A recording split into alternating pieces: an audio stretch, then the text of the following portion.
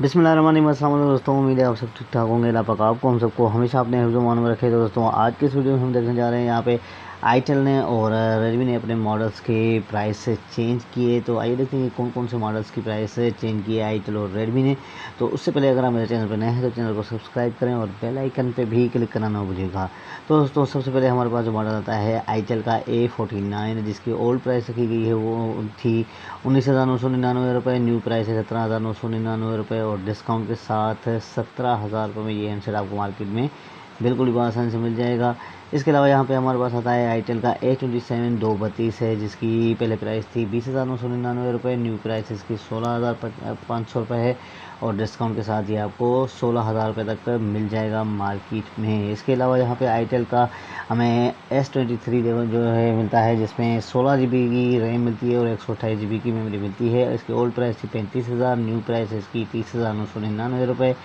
Discount के साथ ये आपको मिलेगा 29,500 रुपये में। यहाँ पे आईटेल का P40 की भी प्राइस चेंज की है, जिसकी ओल्ड प्राइस थी 27,999 रुपये, अभी 26,999 रुपये है और डिस्काउंट के साथ 26,000 रुपये में ये हैंडसेट आपको मिल जाएगा आईटेल का।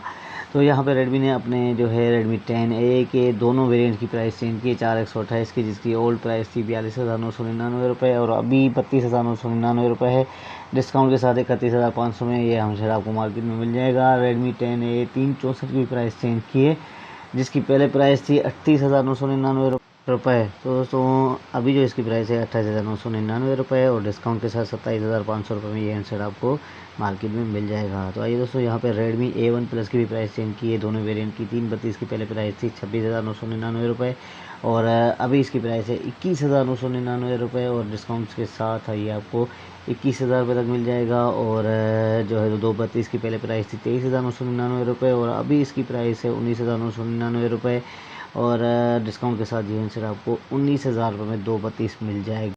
तो दोस्तों बस यहीं तक था आज का हमारा वीडियो। उम्मीद है ये वीडियो आपको पसंद आया होगा। मिलते हैं नई अपडेट्स के साथ अगले वीडियो में, तब तक के लिए अल्लाह हाफिज़, अपना ख्याल रखिएगा।